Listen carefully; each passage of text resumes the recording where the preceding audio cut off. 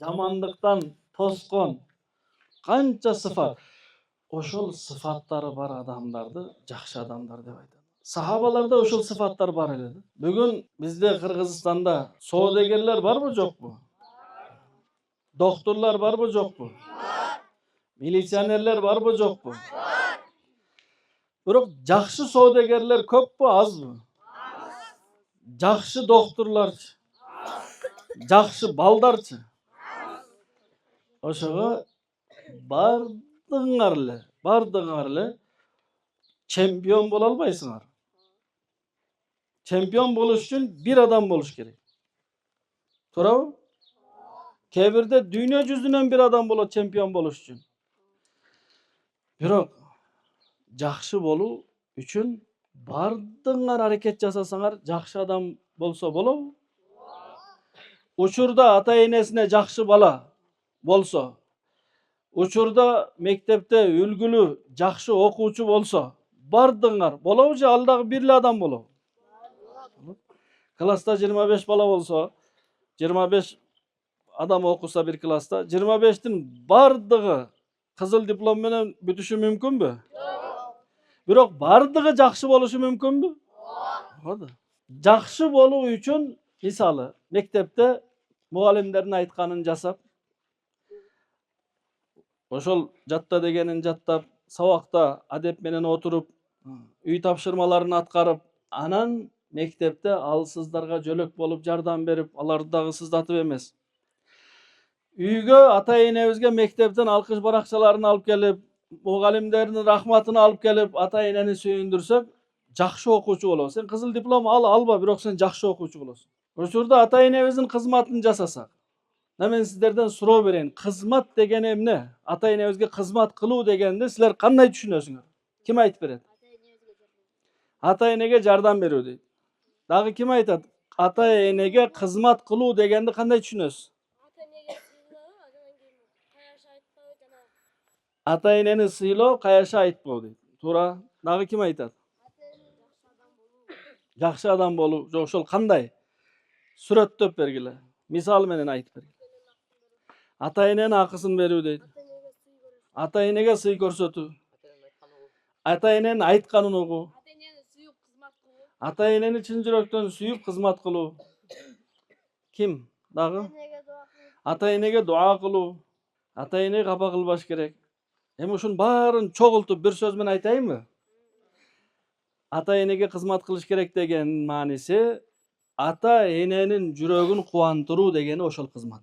Ал сен ата эненин айтканын кыласыңбы? Ата эненин кызмат кылып апаңыз тамак жасап жатса, ошого жардамдашып тамак жасап, үй шыпырып жатса айттырбай, балам кел, тур, айтып анан эмес. Ата эненин көңүлүн кубандыруу ушул кызмат деп аталат. Түшүндүрө алдымбы?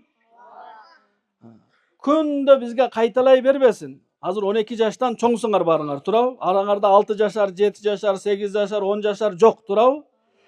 12 жаштан кийин ал балалык чагыңар бүтөт. Силер жигит болдуңар эми. Эми ата энеге айттырбай кылыш керек. Айттырбай үйдө шыпырып койсом не болот? Айттырбай идиш аяктарды жууп койсом не болот?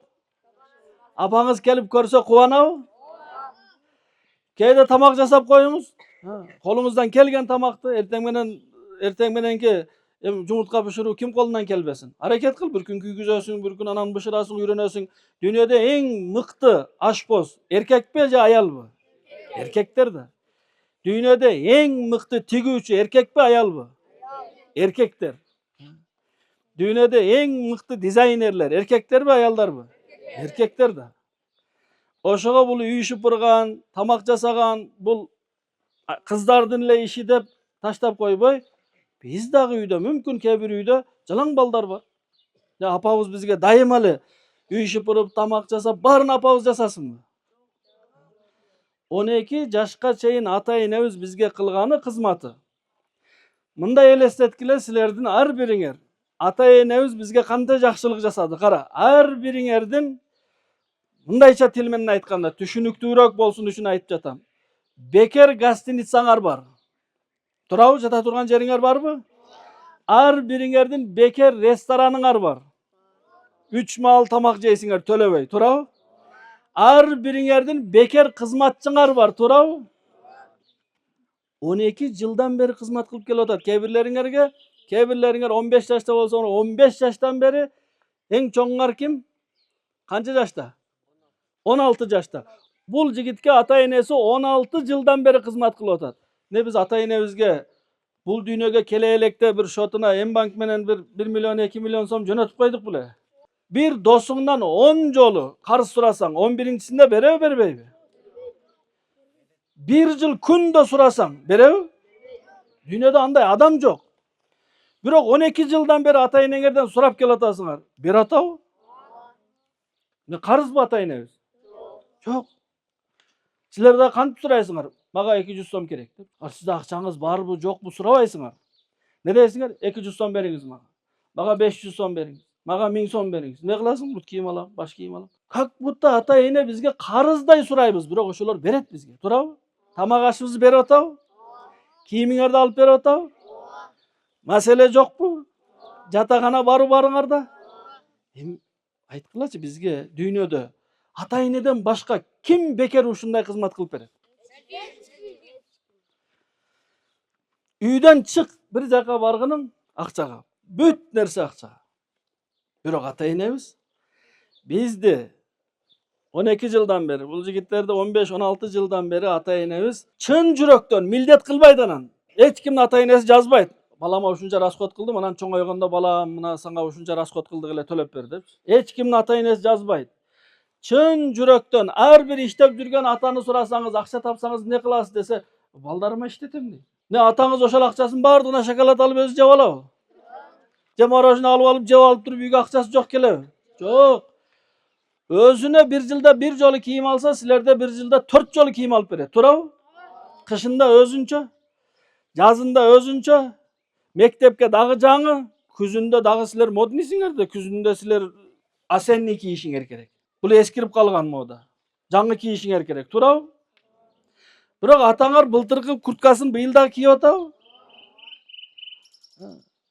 Атаңар былтыркы бут кийимин быйыл да кийип жүрөбү? Тапкан акчасын кимге иштетип жатат? Эмне үчүн?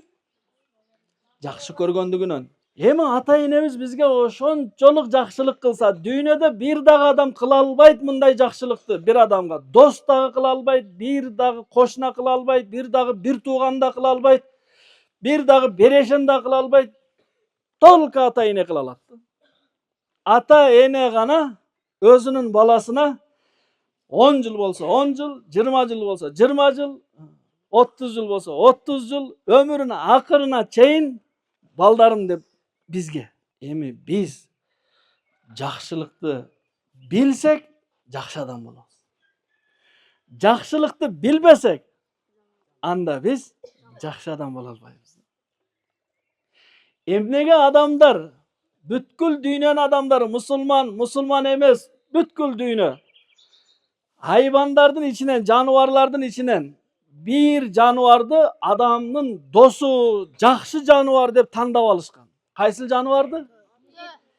Итти. Adamın dostu деп кимди тандап алган? Адамдар итти жақшы көрөбү? Эт бербесе да, сүт бербесе да, минбесе да аны. Себеби эмне?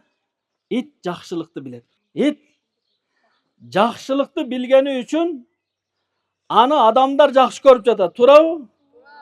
Койго жақшылык кылсаң, жақшылыгын билеби? Кой билбейт. Уйга жақшылык кылсаң, анда андай сезим жок да, бул кожоюнум болот менин, бул мага чөп берет. Ошондуктан мен жақшылык кылышым жок. Ал сезим жок. Эми биз адамдар ата-энебиздин жақшылыгын билсек, бизди дагы ата-энебиз жақшы көрөбү? Аллах жақшы көрөбү? Аллах жақшы көрсө бүткүл эл жақшы көрөт.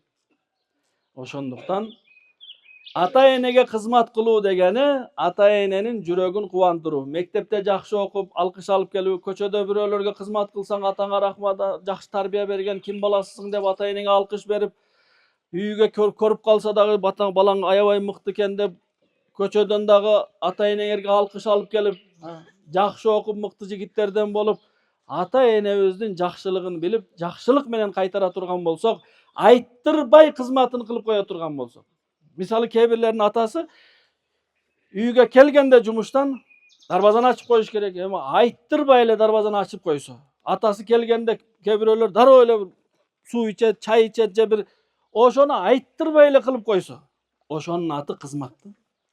Айткандан кийин, балам, бар суу алып кел дегенден кийин бул кызмат болбойт. Бул не болот? Өкүм аткаруу болуп калат. Аны кошунанын баласына айтса дал алып келет эле да сууну. Айттырбай кызмат кылуу. Байкайлы, кайсыл учурда атаңыз эмне кылат, апаңыз эмне кылат? Апам ушул учурда үй тазалайт. Бир аз мурдараак барып сиз тазалап коюңуз. Атам ушул учурда чай ичет. Чайын алып барып бериңиз. Же кофе ичет, бирөөнүн атасы сүт ичет, бирөөнүн атасы дагы айран ичет. Бар эле нерсени атаңыздын айранын алып келип бериңиз атаңызга. Атаңыздын үйүнү атаңыздын пылесосу менен тазалап коюңуз. Же өзүңөрдүн пылесосуңар барбы? Же өзүңөрдүн үйүңөр барбы? Жок да. Ошондуктан ата эненин жүрөгүн кубандырууну эмне деп айтат экен? Кызмат. Аталарыбыздын жакшы бир сөзү бар. Жамгыр менен жер көгөрөт, бата менен эл көгөрөт. Ошол кайсыл бата билесиңерби? Ата эненин батасы. Ошол кайсыл бата? Келе балам, сага бир бата берип коеюн деп, омин деп бата кылбайт ата энелер. Ата эне сен жүрөгүн кубандырганда жүрөгүнөн бир сөз чыгат да, мен балам азамат көп жаша балам. Тилегиңе жет балам. Өмүрүң суудай узун болсун балам деген жүрөгүнөн чыккан бир үн бар го, ошонун аты бата. Ошол батага ылайыктуу жигиттерден болсок, биз жакшы балдардан болобуз. Ошого медресеге окугандан максат, лагерге келгенден максат, Куран окуганды үйрөнгөндөн максат, намаз окуганды үйрөнгөндөн максат бардыгы жакшы адам болуу болду. Сен Куранды жаттап ал, бирок жакшы адам болбосоң, кары болосуң, бирок жакшы адам болбойсуң. Сен миллионер бол, бирок сен жакшы адам болбосоң, сенин миллионуң пайдасы жок. Ошондуктан миллионер бол, жакшы адам бол, номер 1 болосуң. Доктор бол, жакшы доктор бол. Соодагер бол, жакшы соодагер бол. Мугалим бол, жакшы мугалим бол. Милиция бол, жакшы милиция бол. Кары бол, жакшы кары бол. Аалым бол, жакшы аалым бол. Ошондо сен ийгиликке жетесиң. Ошого бардыгыбыз ниет кылалы, иншаллах. Мен жакшы балдардан болом. Ниет кылабызбы? Иншаллах. Жакшылардан болобуз. Аллах Таала жакшыларды жакшы көрөт. Бейишке дагы жакшылар кирет. Бейишке жакшылардан Аллах ыраазы. Ошого Аллах Таалам баарыңыздарды жакшылардан кылсын.